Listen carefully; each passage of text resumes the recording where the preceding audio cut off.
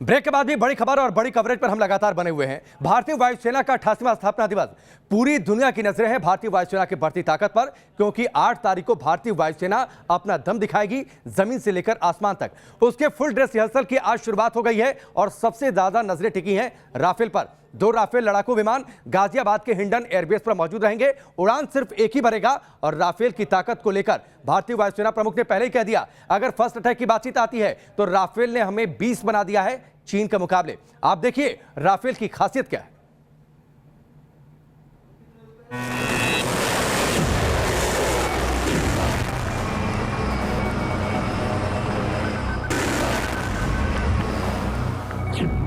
Indian air force के बेड़े में राफेल, इमरान जिनपिंग का हार्टफेल।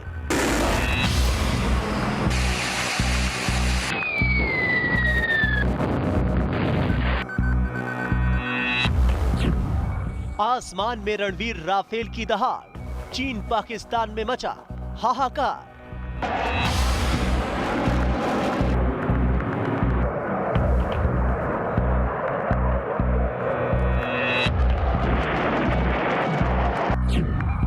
वायुसेना का नया बाहुबली, भारत के दुश्मनों में खलबली।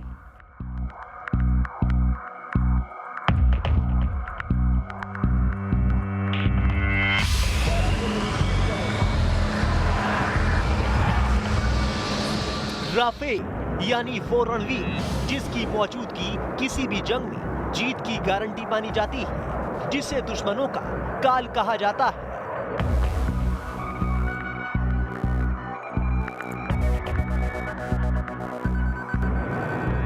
रण क्षेत्र का ये घातक शिकारी पलक झपकते ही दुश्मनों को खाक में मिलाने का मादा रखता है।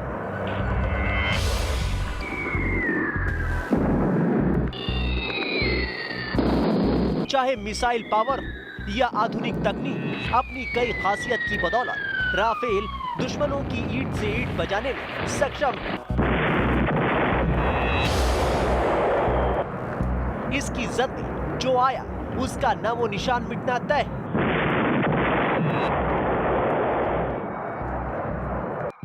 3700 किलोमीटर प्रति घंटे की रफ्तार से हवा में परवाज करने वाले इस महायोद्धा ने पहले ही भारत के नापाक पड़ोसी देश चीन और पाकिस्तान की नींद उड़ा रखी है। चीन से जारी तनाव के बीच जब आसमान के सबसे बड़े सिकंदर ने हाल ही में LAC की पहाड़ियों पर परवाज भरी, तो राफेल की गर्जना से ही चीनी सैनिकों के हौसले पस्त हो गए।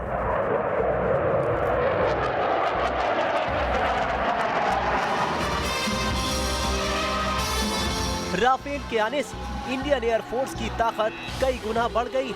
रक्षा जानकारों के मुताबिक मौजूदा दौर में चीन से जारी तनातनी के बीच राफेल हिंदुस्तान के लिए गेम चेंजर साबित हो सकता है, क्योंकि राफेल एक बार में 3000 किलोमीटर की उड़ान भर सकता है और हवा में ईंधन भरने के बाद इसकी क्षमता दोगुनी हो जाती है।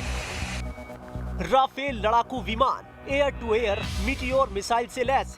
Rafale MICA multi mission air to air missile और क्रूज मिसाइलों से लैस है। ये मिसाइलें 120 किलोमीटर तक टारगेट पर सटीक निशाना लगा सकती हैं। यही नहीं, राफेल में लगी आधुनिक तकनीक पायलट को दूर से ही हमले की जानकारी दे देती है। राफेल की ये खासियत इसे दुनिया के बेहतरीन लड़ाकू विमानों में सबसे आगे रखती है। यही वजह कि रक्षा विशेषज्ञ इसे इंडियन एयरफोर्स के लिए एक बड़ा गेम चेंजर बता रही है। राफेल में भारतीय वायुसेना की जरूरतों के मुताबिक 13 अहम बदलाव किए गए, जिसके तहत इसके हेलमेट में लगे Israeli display, radar warning receiver, लो बैंड जैमर, फ्लाइट डेटा की 10 घंटों की recording, infrared search and training system से लैस किया गया है। एक बार में कई हथियार ले जाने की काबिलियत वाला राफेल कई तरह के मिशन को अंजाम देने में सक्षम है। इसके अलावा ये दुश्मन के जमीनी और समुद्री हमले से लेकर एटमी अटैक तक को रोक सकता है। वहीं इसका इस्तेमाल एयर डिफेंस और दुश्मन की टोह लेने के लिए भी किया जा सकता है। यहाँ तक कि रक्षा जानकारों के मुताबिक राफेल अपनी रेंज से बाहर भी हवा से हवा में मार करने में भी सक्षम है। यही वजह है कि जब से राफेल भारतीय वायुसेना के बेड़े में शामिल हुआ चीन और पाकिस्तान। इससे खौफजदा टीम न्यूज नेशन।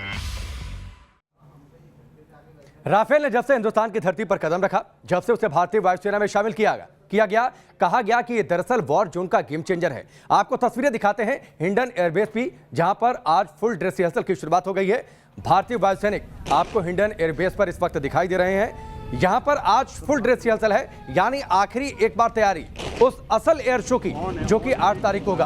8 तारीख यानी ठीक 2 दिन बाद भारतीय वायुसेना का 88वां स्थापना दिवस, और उस स्थापना दिवस पर भारतीय वायुसेना अपनी ताकत का प्रदर्शन करेगी, ये दिखाने के लिए कि भारतीय वायुसेना सक्षम है, भारतीय वायुवीर ताकतवर हैं और भारतीय वायुसेना के पास इतने पर्याप्त साजो सामान मौजूद हैं कि वो भारत की वायु सीमा में अगर कोई दुश्मन दाखिल होता है तो उसका मुंहतोड़ जवाब दे दिया जाएगा। हिंडन एयरबेस से ये सीधी तस्वीरें गाजियाबाद के पास है हिंडन एयरबेस, जहां पर हर बार भारतीय वायुसेना के स्थापना दिवस का आयोजन होता है, एयर शो होता है, और इस एयर शो के जरिए भारतीय वायुसेना बदलते वक्त में अपनी बदलती और बढ़ती ताकत का प्रदर्शन करती है।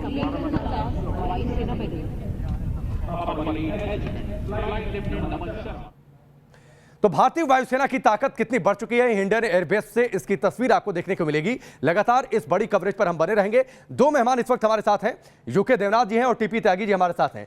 त्यागी जी, हिंडन एयरबेस की तस्वीरें हमने दिखाई, किस तरीके से भारतीय वायुसैनिक वहां पर तैयार हैं। एक आखिरी तैयारी कि 8 तारीख को भारतीय वायुसेना अपनी ताकत दिखाएगी।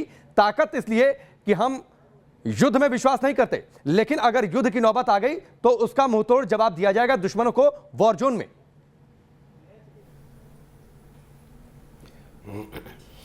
बिल्कुल ठीक कह रहे हैं आप। दरअसल में किसको मालूम था, कौन सोच सकता था कि मिग से अभिनंदन F-16 को डैमेज कर देगा, डेमोलिश कर देगा, खत्म कर देगा।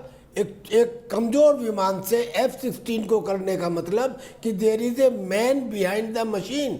आज 1500 एयरक्राफ्ट और 1,70,000 पर्सनल के साथ इंडियन एयरफोर्स पूरी दुनिया की चौथी सबसे बड़ी ताकत एयरफोर्स बनी है। एक जमाने में 1932 में जब ये कोर ऑफ इंजीनियर्स का पार्ट हुआ करती थी, तब से उठी, और 1962 में तो इस्तेमाल भी नहीं हुआ अलावा लॉजिस्टिक्स के, और शुरू में इसको टैक्टिकल समझा जाने लगा। लेकिन इंडियन एयरफोर्स ने पहली बार लाइन ऑफ कंट्रोल को क्रॉस किया बालाकोट एयर स्ट्राइक में, और अब वो जो एक तमगा था कि लाइन ऑफ एक्चुअल कंट्रोल को क्रॉस नहीं करना है, अब जब उसे क्रॉस कर सकते हैं तो एयर चीफ मार्शल नहीं त्यागी जी, अब तो क्रॉस करने की जरूरत नहीं पड़ेगी। राफेल हमारे पास मौजूद है, और अगर दूसरी बार एयर स्ट्राइक की नौबत आती है तब तो हमें LOC पार करने की जरूरत नहीं पड़ेगी। देवनाथ जी, इसी का जिक्र तो भारतीय वायुसेना प्रमुख ने भी किया। राफेल पर सबसे ज्यादा नजरें होंगी, और अगर बातचीत अटैक की आती है तो उसमें राफेल का कोई तोड़ नहीं है। यह बात दोनों मुल्क चीन और पाकिस्तान समझते हैं। बेशक इसमें कोई संदेह नहीं है कि राफेल के आने के बाद पूरी परिस्थिति बदल गई है।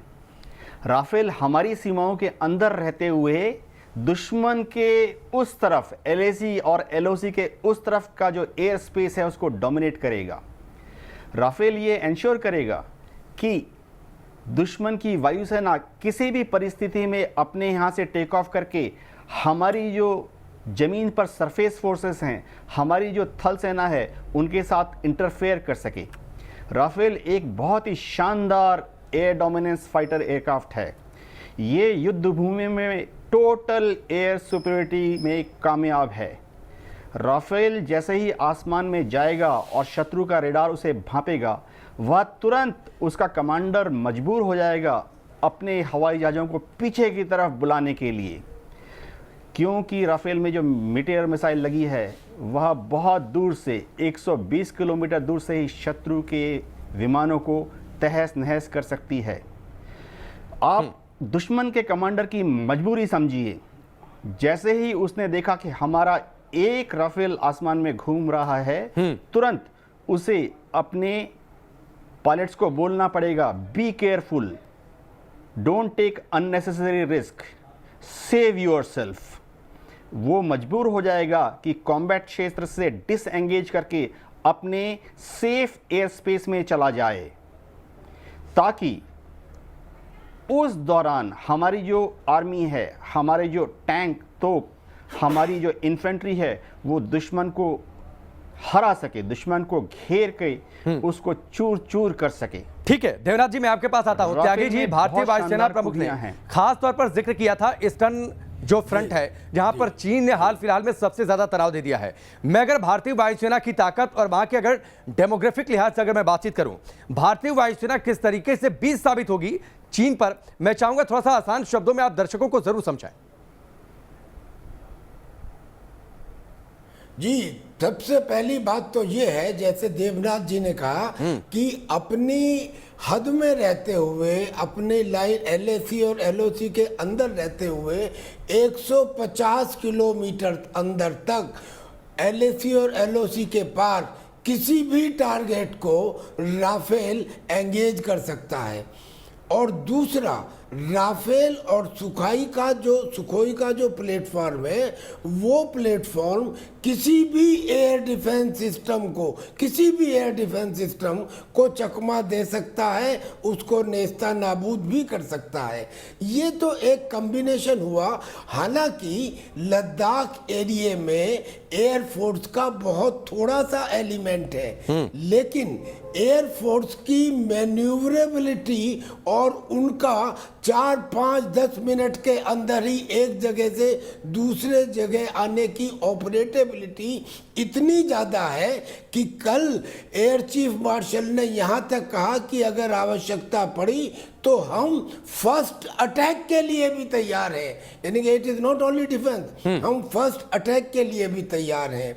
इंडियन एयरफोर्स में जो अभी ताकत बढ़ी वो केवल राफेल से नहीं, इसमें जो अपाचे हेलीकॉप्टर हैं, जो चिनूक हेलीकॉप्टर हैं, ये अटैक हेलीकॉप्टर। त्यागी जी, मैं आपको रोकता हूं, इनके साथ आपको मैं रोक रहा हूं। जो बात आपने कही और जिस बात का जिक्र भारतीय वायुसेना प्रमुख ने किया, फर्स्ट अटैक की बातचीत, तो क्या यह माने कि भारत ने अपने 2 पड़ोसी मुल्कों के लिए डॉक्ट्रिन को बदल दिया है, यानी अगर जरूरत पड़ेगी तो हम पहले हमला करेंगे?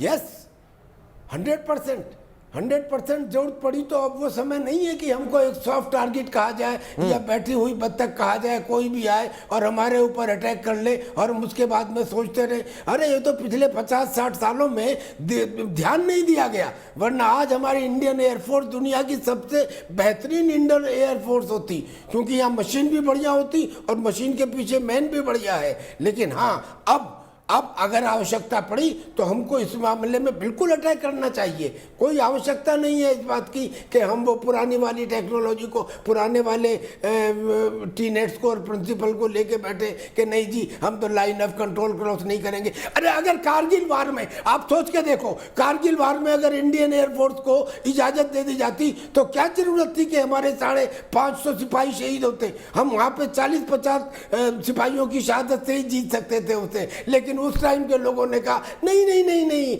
लाइन ऑफ कंट्रोल को पार मत करना। ये बेकार किस्म की चीजें लगा रखी हैं। अब आवश्यकता है, आवश्यकता के अनुसार, depending upon the situation, if the Indian Air Force has to cross the LOC और LOC, it must do, and the whole nation is behind them, and particularly on this occasion, on the occasion of the Air Force Day. ठीक है त्यागी जी और देवराज जी, आप दोनों हमारे साथ बने रहिए। निश्चित तौर पर जो तस्वीरें हिंडन एयरबेस से आ रही हैं और जिन तस्वीरों को हम दर्शकों के सामने रख रहे हैं, इन तस्वीरों पर चीन और पाकिस्तान की भी नजर होगी। जिन दोनों मोर्चों का जिक्र किया था भारतीय वायुसेना प्रमुख ने, उन दोनों मोर्चों पर इन दोनों मुल्कों ने तनाव पैदा किया है। लेकिन भारतीय वायुसेना तैयार है, ना सिर्फ लद्दाख में, ना सिर्फ इन मोर्चों पर, बल्कि भारतीय सीमाएं जहां पर हैं वहां पर भी भारतीय वायुवीर तैयार हैं कि अगर किसी भी कोने से अगर हिमाकत होती है तो उसका मुंहतोड़ जवाब दिया जाएगा। वक्त यहां पर ब्रेक का, बहुत जल्द वापस लौटते हैं।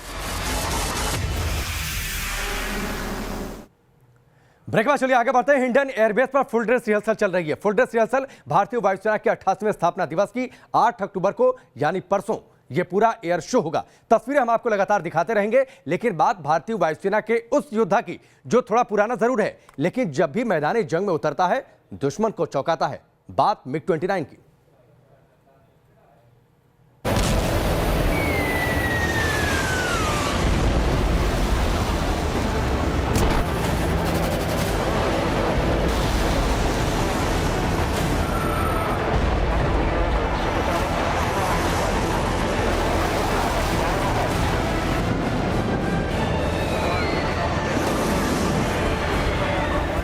युद्ध में वायुसेना की ताकत जीत और हार का फैसला करती है। जंग में विमानों का इस्तेमाल प्रथम विश्व युद्ध से शुरू हुआ था। उस समय लड़ाकू विमानों में उड़ते सैनिक दुश्मन पर अपने हाथों से बम गिराते थे और विमान भी लकड़ी के बने होते थे। लेकिन आज काफी वक्त बदल चुका है। अब 3D मैपिंग के जरिए दुश्मनों पर अग्नि वर्षा होती है। भागते हुए दुश्मन को खदेड़कर राख में मिला दिया जाता है।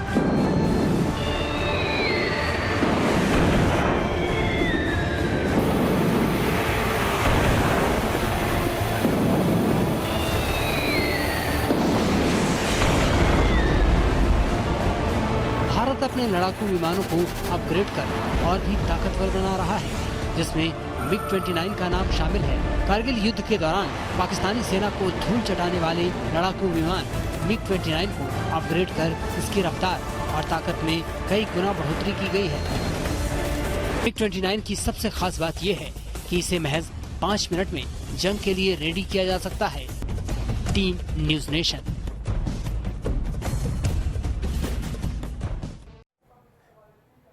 देवनाथ जी का सीधे रुख करता हूं। देवनाथ जी, MiG-29 थोड़ा सा पुराना जरूर है, लेकिन हर बार दुश्मन पर पहले से ज्यादा घातक साबित होता है और पाकिस्तान के तो ये सपने में भी नजर आता होगा। एकदम सही बताया आपने। MiG-29 फल्क्रम दुनिया के बेहतरीन लड़ाकू विमानों में से है। आज भी इसका इस्तेमाल रूस की भी वायुसेना कर रही है। हमने हर 5 से 10 साल में उसमें निरंतर अपग्रेड्स किए हैं। जो पहले के एयर टू एयर मिसाइल्स थे MiG-29 में, उनकी रेंज थी 5 से 10 किलोमीटर, लेकिन अब जो एयर टू एयर मिसाइल लगी है वह all aspect long range air to air missile है।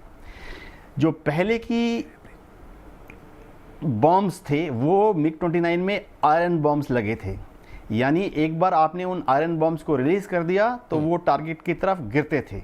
लेकिन अब हमने इसमें डेजिग्नेटर पॉड लगा के मॉडिफाई कर लिया है और जो लेज़र गाइडेड बॉम्ब हैं उनको भी गिराने की व्यवस्था कर ली है। मैं आपको एक और चीज़ बताना चाहता हूँ कि MiG-29 हमारी नेवी के पास भी है।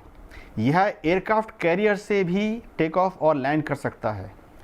इससे सुविधा क्या है कि दुश्मन की नेवी दूर से ही जानती है कि हमारी नेवी के पास आकर उसे क्लोज बैटल में एंगेज ना करे। दुश्मन की नेवी फोर्स्ड हो जाएगी कि वह हमारी नेवी के जहाज़ों से 100-150 किलोमीटर दूर रहे, जबकि हमारी नेवी को सुविधा है कि हमारे MiG-29 हमारे एयरक्राफ्ट कैरियर से टेक ऑफ करके दुश्मन की जो सरफेस शिप्स हैं, दुश्मन के जो टारगेट्स हैं, उन पर 100-150 किलोमीटर दूर से ही प्रहार कर सकती है। बिल्कुल ठीक है। MiG-29 हाल ठीक है देवनाथ जी, थोड़ा सा वक्त कम है और त्यागी जी दोनों आप हमारे साथ बने हुए हैं। यहां पर रुकेंगे ब्रेक के लिए। ब्रेक के बाद भी हमारी ये बड़ी कवरेज लगातार जारी है।